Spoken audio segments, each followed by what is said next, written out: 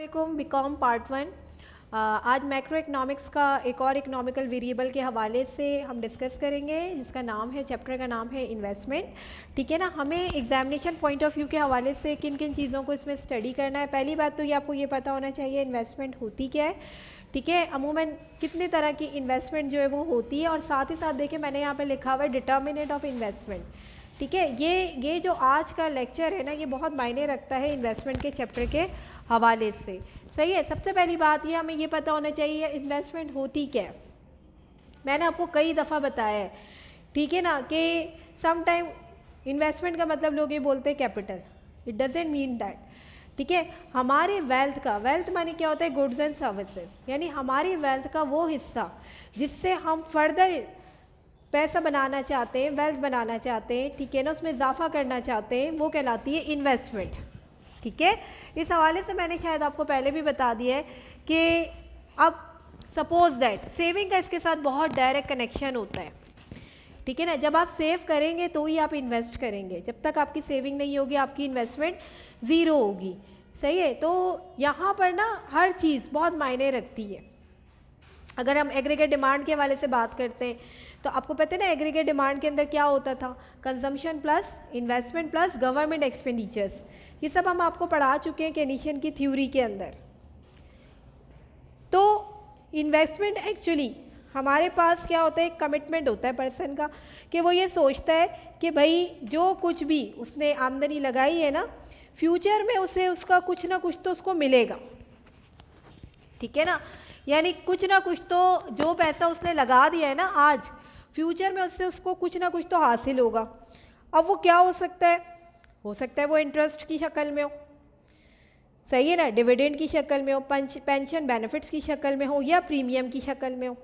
तो ये हमारे पास एक फाइनेंशियल टर्मिनोलॉजी है कि अगर मैं ये सोचती हूँ कि भाई मेरे पास तो 2 लाख रुपए थे, ठीक है ना, ये 2 लाख रुपए मैं 2 लाख रुपए की शक्ल में लगा रही हूँ, तो लाजमी सी बात है जब मैंने ये 2 लाख रुपए लगा दिए तो मुझे इससे कोई रिटर्न भी तो मिलना चाहिए।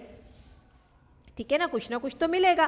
तो अब वो जो मिलने की कंडीशंस है ना, वो या तो इंटरेस्ट की शक्ल में मिल जाएगा, अगर मैं लोन दे रही हूँ तो मुझे इंटरेस्ट मिलेगा, शेयर्स है तो डिविडेंड मिलेगा। ठीक है, इसी तरह पेंशन बेनिफिट्स के हवाले से बात हो गई, प्रीमियम के हवाले से बात हो गई। ठीक, तो ये सारी हमारी फाइनेंशियल टर्मिनोलॉजी थी जो रिलेट करी थी इन्वेस्टमेंट से। अगर हम फिज़िकली या इकोनॉमिकल स्ट्रेंथ को सामने रख के बात करते हैं ना, तो एक्चुअली जो हमारी इन्वेस्टमेंट होती है ना, या जो गुड्स और सर्विसेज हैं जो हमारे पास मौजूद है, और जो एग्जिस्टिंग स्टॉक है हमारा कैपिटल का, अगर उसके अंदर हम मज़ीद इजाफा कर देते हैं, और इजाफा करने का मकसद क्या होता है कि फ्यूचर में आपको इससे कुछ हासिल हो, ठीक है ना, तो वो भी क्या कहलाती है, हमारी इन्वेस्टमेंट कहलाती है। इन्वेस्टमेंट में ना 2 चीज़ें बहुत मायने रखती हैं, रिटर्न, सही है ना, और रिस्क।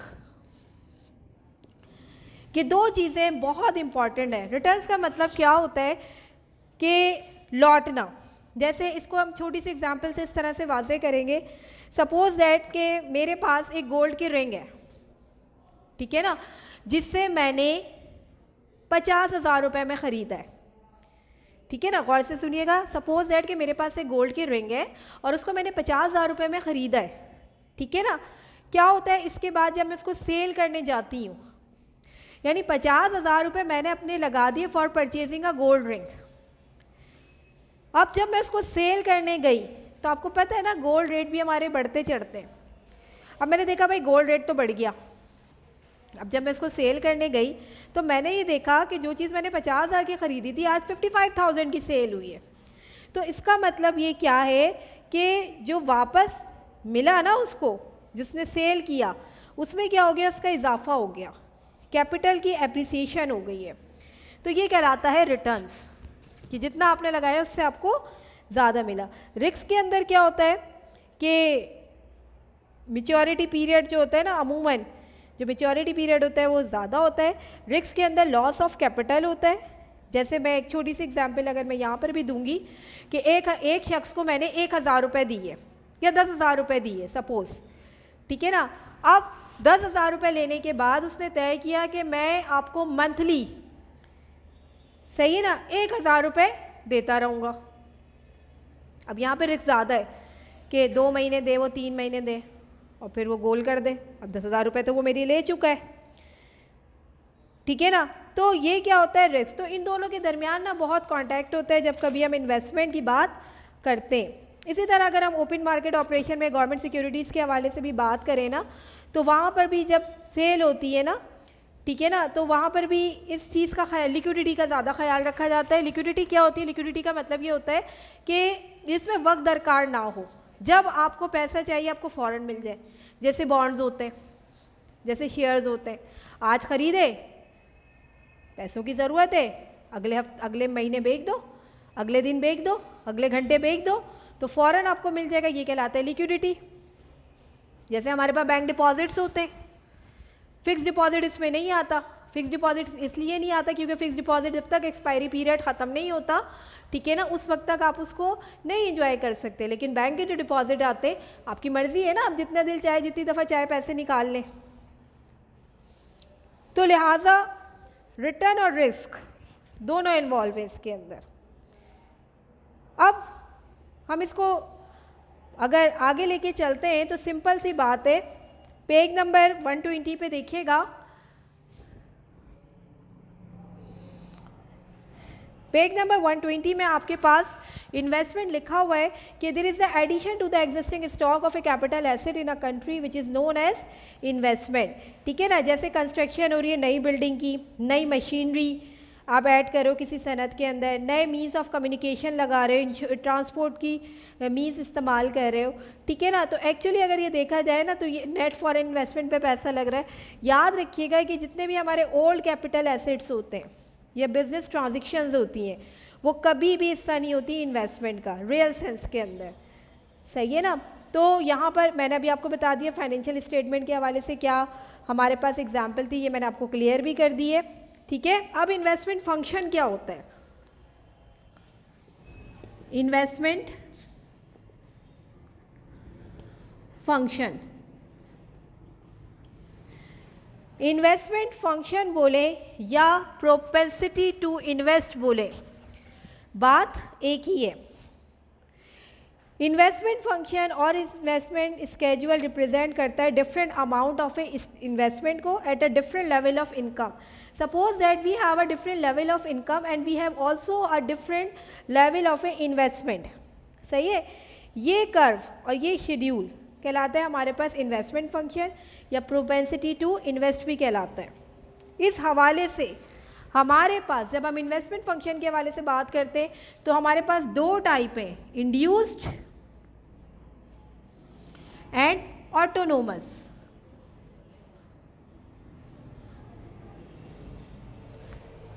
ठीक है, induce investment and autonomous investment, सही है ना। अब इंड्यूस इन्वेस्टमेंट क्या होती है और ऑटोनोमस इन्वेस्टमेंट क्या होती है। पहली बात तो ये ज़रा एक चीज़ जहन में रखिएगा, चूँकि सरमायाकारी सिर्फ प्राइवेट सेक्टर में नहीं होती, पब्लिक सेक्टर में भी होती है, गवर्नमेंट सेक्टर में भी होती है। तो लिहाजा जब हम इंड्यूस इन्वेस्टमेंट के बारे में बात करते हैं, ठीक है ना, तो इंड्यूस इन्वेस्टमेंट हमारे पास एक्चुअली है क्या, हम टेबल और ग्राफ की मदद से भी आपको बताएंगे।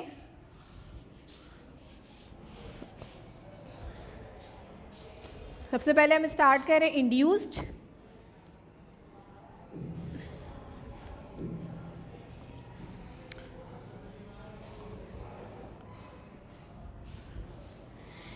इंड्यूस इन्वेस्टमेंट में एक्चुअली होता क्या है, ठीक है ना। ये इन्वेस्टमेंट प्राइवेट सेक्टर तो आपको पता है जब पैसा लगाता है तो उसका पैसा लगाने का जो पहला मकसद होता है वो ये होता है maximization of a profit at a reducing cost, ठीक है ना। लेकिन पब्लिक सेक्टर भी जब पैसा लगाता है ना, यानी हुकूमत जब किसी भी चीज़ में इन्वेस्टमेंट करती है तो वो पैसा कमाने के लिए करती है, उसका जो एम होता है ना वो ये होता है कि उसको पैसा कमाना है, ठीक है ना। तो एक तरह से हमारी ये प्राइवेट इन्वेस्टमेंट भी है। तो इसमें एक्चुअली होता क्या है कि we have first of all we draw two columns,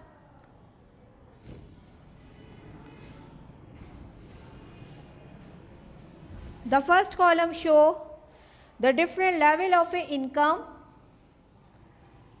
ठीक है, and we also have a different level of a investment, right. we have a different level of income. Suppose that 100, 200, 300, 400 and then 500. ठीक है, so we have a different level of a income and now we have a different level of investment is that 20, 40, 60, 80 and then 100. Now we can see that firstly we observe according to the schedule what is the induced investment, which is that when the income level is increases, the investment is also increases. ठीक है, especially this investment done government for maximizing the earning. ठीक है, अपनी income को मज़ीद बढ़ाने के लिए यानी पैसा कमाने के लिए ना हुकूमत ज़्यादातर मुल्क के अंदर इंड्यूस इन्वेस्टमेंट करती है. इसके अंदर आपने जैसा कि देखा यहाँ पे क्या हो रहा था, हमारी इनकम बढ़ रही थी. ठीक है ना, तो हमारी इन्वेस्टमेंट भी बढ़ रही थी. यानी अगर गौर किया जाए तो इनकम को चूँकि हम कैपिटल वाई से ज़ाहिर करते हैं, डायरेक्टली प्रोपोर्शनल है किसके, इन्वेस्टमेंट के. ठीक है ना, कि जब कभी इनकम बढ़ेगी तो इन्वेस्टमेंट भी बढ़ेगी. और मैं आपको पहले भी बता चुकी हूँ कि ख़ास कर इस प्रोजेक्ट में पैसा लगाने का मकसद जो होता है ना, वो ये होता है कि भाई हमें ज़्यादा से ज़्यादा पैसा कमाना है. ठीक है, अब हम डायग्राम बनाएंगे. Now we draw a 2 axis, x axis and y axis. 0 is the origin of both axis. ठीक है ना, यहाँ हम x एक्सिस के ऊपर क्या लेंगे, we have a different level of a national income.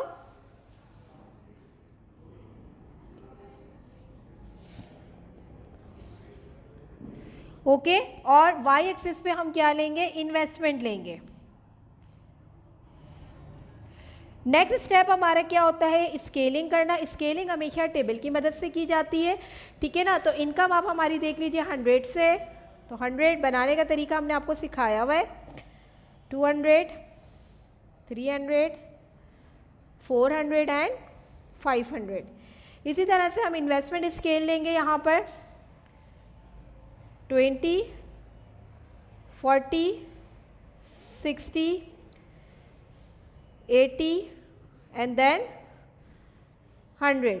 ठीक है ना. ये अब नेक्स्ट है हमारे पास प्लॉटिंग करना. प्लॉटिंग करना हमने आपको सिखाया हुआ है कि x के ऊपर स्केल रखते हैं, y पे पॉइंट को लाई किया जाता है. ठीक है ना, तो जब हमारी इनकम 100 है, so our investment is just only 20. ठीक है, when the income increases from 100 to 200, the investment also increases from 20 to 40. As you can see that the income increased from 200 to 300, likewise 400 and 500. The investment must be increased from 20 then become a 60.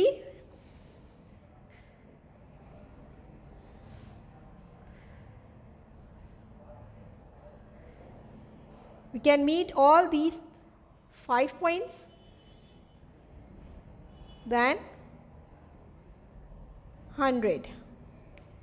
As you can see that we have 5 different points. So by meeting these points we draw the investment graph. Okay, और ये जो हमारा investment graph है ना, सही है, ये है हमारी इंड्यूस इन्वेस्टमेंट. ठीक है, इंड्यूस इन्वेस्टमेंट में यहाँ हो क्या रहा है कि यहाँ पर अगर इनकम बढ़ रही है तो इन्वेस्टमेंट भी बढ़ रही है. ठीक है ना, इन्वेस्टमेंट भी क्या हो रही है, हमारी बढ़ रही है. इसी तरह से उल्टा हो जाएगा, इनकम अगर हमारी कम हो जाएगी, ठीक है ना, तो इन्वेस्टमेंट भी हमारी क्या करेगी, डिक्लाइन कर जाएगी. ठीक है ना, तो ये कहलाती है हमारी इंड्यूस इन्वेस्टमेंट, जिसके अंदर अगर आपने देखा कि जो हमारे पास इन्वेस्टमेंट का ग्राफ आया है, ठीक है ना, वो क्या है, अपवर्ड है from left to right, which indicate that there is a positive relationship between the national income and the investment. Okay, इसकी डिटेल के लिए आपको पेज नंबर 120 पर ये मटेरियल मिल जाएगा. इसके बाद एक और बात, अगर मैं आपसे ये बात करती हूँ कि भाई ये तो आ गया मेरे पास, अब ये भी तो हो सकता है, सही है ना, ऐसा भी तो हो सकता है. जैसे मैंने अभी आपको कंडीशन बताई, इनकम कम हो जाती है तो हम नीचे भी तो आ सकते हैं, सही है ना. आ सकते ना हम ऊपर भी जा सकते हैं, यानी ये पैरेलल हो सकता है। सही है। तो अगला ग्राफ देखिएगा आप, इस तरह से बना हुआ है। तो इसमें इन्होंने ये बताया हुआ है कि देखिए इन्वेस्टमेंट कम भी हो सकती है और इन्वेस्टमेंट ज़्यादा क्यों, लेकिन क्यों है, डायरेक्टली रिलेटेड है। अब हम आते हैं ऑटोनोमस इन्वेस्टमेंट की तरफ।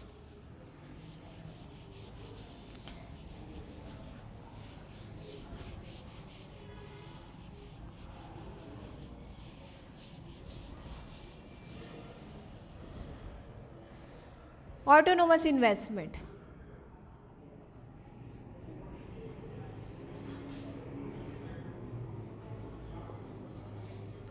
ऑटोनोमस इन्वेस्टमेंट में एक्चुअली क्या होता है, ठीक है ना। ऑटोनोमस इन्वेस्टमेंट के अंदर हुकूमत जो है ना एक बेस पे, एक फाउंडेशन पे चलती है, ठीक है ना, नॉर्मली चलती है।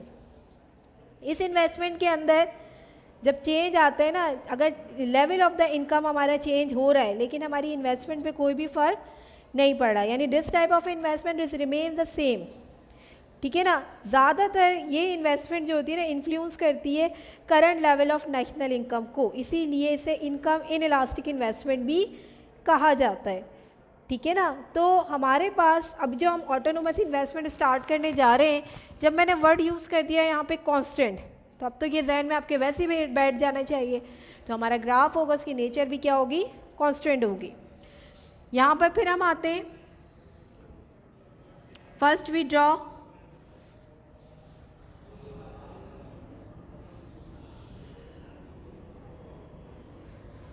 now first we draw a two columns, ठीक है ना।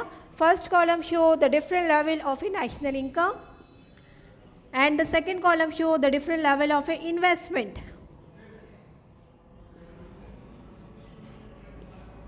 ठीक है।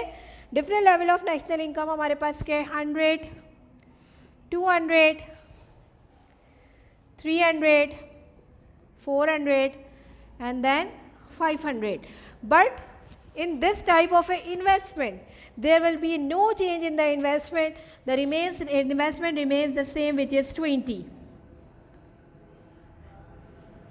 as the level of income increases. Okay, now we draw the graph. Firstly we draw the two axes, x-axis and y-axis. Similarly 0 is the origin of both axes. On a x-axis we measure the different level of a national income,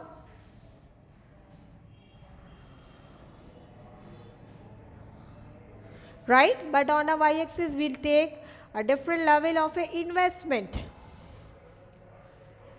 The next step is that the scaling, which according to the schedule or a table, 100, 200, 300, 400 and then 500. Okay, the investment must be 10 और right क्या है हमारे पास, same. तो अब आप यहाँ देख लीजिए कि इनकम हमारी मुसलसल बढ़ रही है लेकिन इन्वेस्टमेंट हमारी देखिए हर पॉइंट पे क्या है, देखिए 100 पे 20, 200 पे 20, 300 पे 20, सही है।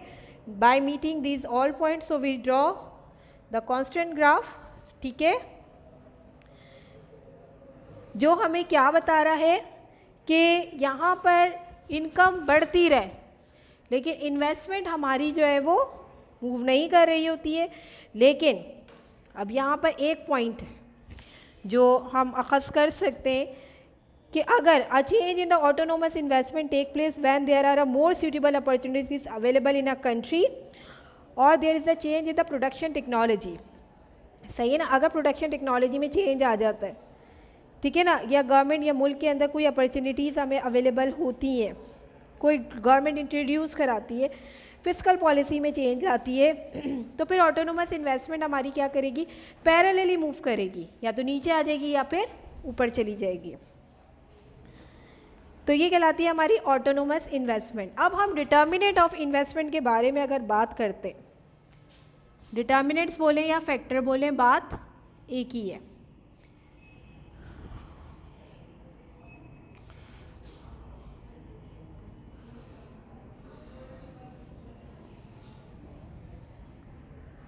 डिटर्मिनेंट ऑफ इन्वेस्टमेंट या फैक्टर्स ऑफ इन्वेस्टमेंट, ये क्या होते हैं? फ़र्ज़ करें जैसे मैं अगर आपको एक, जैसे इन्वेस्टमेंट का मतलब मैंने अभी आपको बता दिया कि जो चीज़ हमारे पास मौजूद है उसमें इजाफा हो जाना। अगर हम कोई भी बिज़नेस स्टार्ट करते हैं, ठीक है ना, जैसे मुझे सपोज़ कोई एक बिज़नेस स्टार्ट करना है, मुझे पैसा लगाना है, ठीक है ना, तो दो बातें ना मैं अपने जहन में रखूँगी कि आया जो पैसा मैं लगाने जा रही हूँ ना, तो फ्यूचर में उससे मुझे कितना रिटर्न मिलेगा, क्या मैं उससे कितनी एक्सपेक्टेशन लगा सकती हूँ, मेरा एक्सपेक्टेड जो रिटर्न आएगा वो क्या होगा। पहला पॉइंट तो मैं ये देखूँगी, सही है। दूसरी बात मैं ये देखूँगी कि अगर जैसे एक छोटी सी एग्जांपल मैं दे रही हूँ कि अगर मैंने सपोज़ किसी भी बिज़नेस के अंदर 2 लाख रुपए लगाएं, ठीक है, 2 लाख रुपए मैंने लगा दिए। अब मेरी पहली कोशिश क्या होगी, मुझे 2 लाख से इजाफी मिले। लगाया मैंने 2 लाख है, लेकिन 2 लाख से मुझे इजाफी मिलना चाहिए। दूसरी बात, अब 2 लाख ना हो सकता है, यहाँ पर भी कंडीशन है, 2 लाख मेरे अपने पैसे हों, और हो सकता है मैं 2 लाख किसी से कर्जा लेकर दे रही हूँ, लगा रही हूँ, दोनों बातें हो सकती हैं। अगर मैं 2 लाख अपने पास से कैश लगा रही हूँ ना, तो फिर मैं एक अपॉर्चुनिटी से जा रही हूँ ना। अगर मैं ये 2 लाख किसी को लोन दे देती तो मुझे इंटरेस्ट मिल रहा होता, सही है ना। और अगर मैंने किसी से कर्जा लेके बोरो किया है अमाउंट ऑफ मनी 2 लाख कारोबार में लगाने के लिए, ठीक है ना, तो फिर मुझे क्या पे करना पड़ेगा, इंटरेस्ट पे करना पड़ेगा, सही है। तो इस हवाले से जब कभी इन्वेस्टमेंट को डिटरमाइन किया जाता है तो उसके 2 फैक्टर होते हैं, मार्जिनल एफिशिएंसी ऑफ इन्वेस्टमेंट या मार्जिनल एफिशिएंसी ऑफ कैपिटल, और दूसरा होता है हमारे पास रेट ऑफ इंटरेस्ट, ठीक है। मार्जिनल एफिशिएंसी ऑफ कैपिटल बोलो या मार्जिनल एफिशिएंसी ऑफ इन्वेस्टमेंट बोलो, बात एक ही है, सही है। अब ये marginal efficiency of capital actually है क्या, ठीक है। अब यहाँ पर किस तरह से देखो ये काम करता है। मैंने यहाँ पे बात करी, सही, मैंने आपसे यहाँ पे बात करी कि हमने कारोबार में 2 लाख रुपए लगा दिए, इन्वेस्टमेंट अमाउंट मेरा 2 लाख रुपए, ठीक है ना। अब क्या हुआ, जो मुझे, अब मैंने सोचा कि भाई जो रिटर्न होगा ना मेरा, जो एक्सपेक्टेड रिटर्न है वो कितना होगा, 10%, कितना होगा, 10%, सही है ना। तो 10% अगर हम 1 लाख के हवाले से बात कर रहे थे तो ज़ाहिर है 10% 10,000 हुआ, अब 2 लाख के तो 20,000 हुआ, सही है ना। तो मैंने सोचा भाई हर महीने मुझे 20,000 रुपये मिल जाया करेंगे अगर मैं 2 लाख रुपए कहीं पर इन्वेस्ट करती हूँ। ये तो एक बात हो गई। अब दूसरी बात, जैसे मैंने अभी आपको बताई, सकता है ये 2 लाख रुपए मैंने बैंक से लिए हो, तो बैंक जो है वो मुझे बोल दे भाई आपने 12% देना है,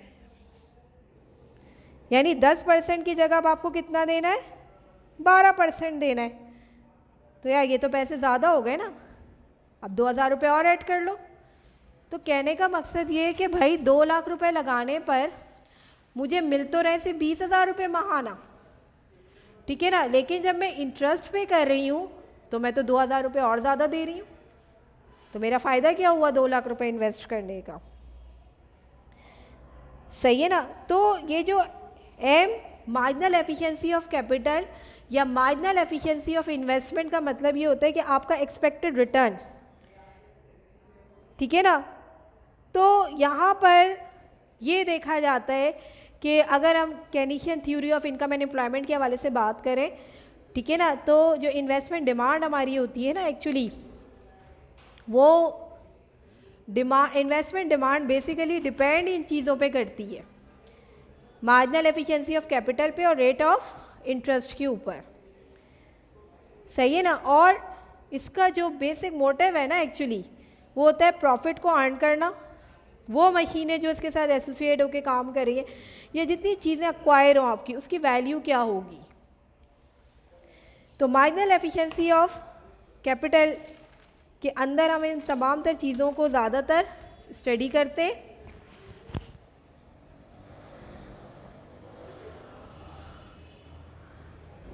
साथ ही साथ जब हम मार्जिनल एफिशिएंसी ऑफ कैपिटल के बारे में बात कर रहे हैं, ठीक है ना। तो अब मार्जिनल एफिशिएंसी ऑफ कैपिटल तो हमने आपको बता दिया। इसके लिए आप पेज नंबर 123, पेज नंबर 123 पे देखिएगा, आपको ये मटेरियल मिल जाएगा। अब ये तो इन्वेस्टमेंट के डिटर्मिनेंट थे, ठीक है ना। जैसे मैंने अभी आपको बताया कि अगर हमारा marginal efficiency of capital more than और रेट ऑफ इंटरेस्ट से, ROT से, ठीक है ना, तो फिर तो हमें यहाँ पे नज़र आता है कि भाई जो मैंने बिज़नेस स्टार्ट किया है ना वो सही है, कि मुझे मिल ज़्यादा रहा है, और अगर मैंने कर्ज पे भी पैसे लिए तो मुझे इंटरेस्ट कम पे करना पड़ रहा है। लेकिन अगर इसकी उलट सिचुएशन हो जाती है तो मेरे लिए तो फिर वो कारोबार में पैसा लगाना फजूल है ना, कि मैं बोलूँगी मुझे रिटर्न तो कम मिल रहा है और इंटरेस्ट में ज़्यादा पे कर रही हूँ, ठीक है ना। तो इस हवाले से इन्होंने पेज नंबर 123 पे एक स्केजुअल भी दिया हुआ है, और इस स्केजुअल के अंदर अगर आप देखें ना, we have a different level of investment and we also have a different marginal efficiency of capital, ठीक है ना। अब मार्जिनल एफिशिएंसी ऑफ कैपिटल भी ना बेसिकली और भी बहुत सारे डिटर्मिनेंट है इसके, लेकिन जो दो इम्पॉर्टेंट बातें हैं ना वो इस पे मायने रखती हैं। सबसे पहली बात है, ठीक है ना, सप्लाई प्राइस, और दूसरा है हमारे पास प्रोस्पेक्टिव यील्ड।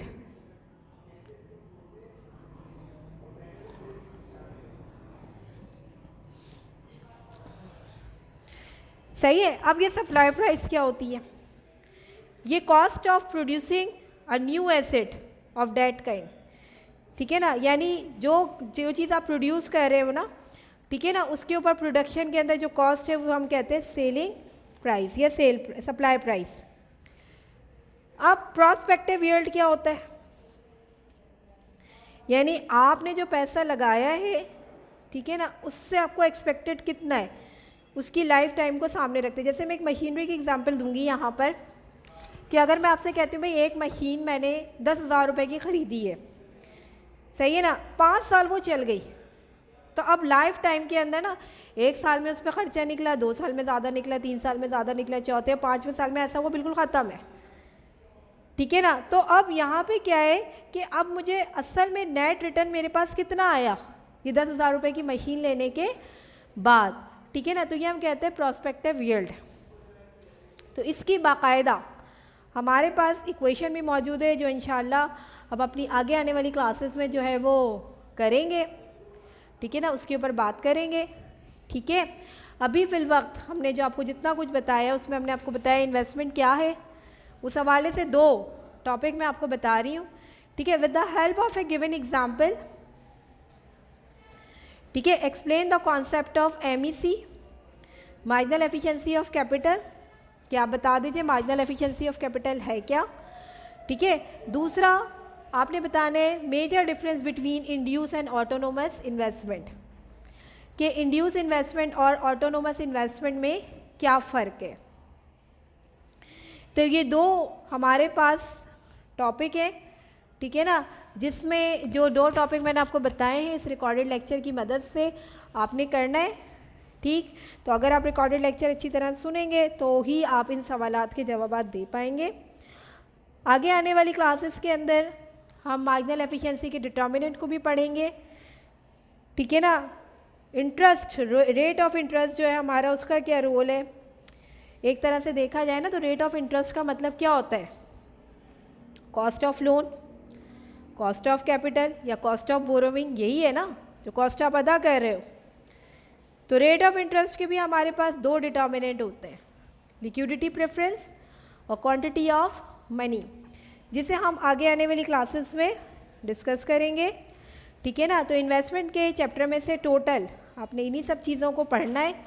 इन्वेस्टमेंट क्या होती है, किस तरह से होती है, कितनी काइंड्स की इन्वेस्टमेंट होती है, इन्वेस्टमेंट के फैक्टर्स कौन से होते हैं, जब कभी हमें इन्वेस्टमेंट को डिटरमाइन करना हो तो कौन कौन से फैक्टर्स ज़रूरी होते हैं, मार्जिनल एफिशिएंसी ऑफ कैपिटल क्या होता है, ठीक है ना। तो इन तमाम तर टॉपिक्स को अच्छी तरह से अंडरस्टूड कीजिएगा।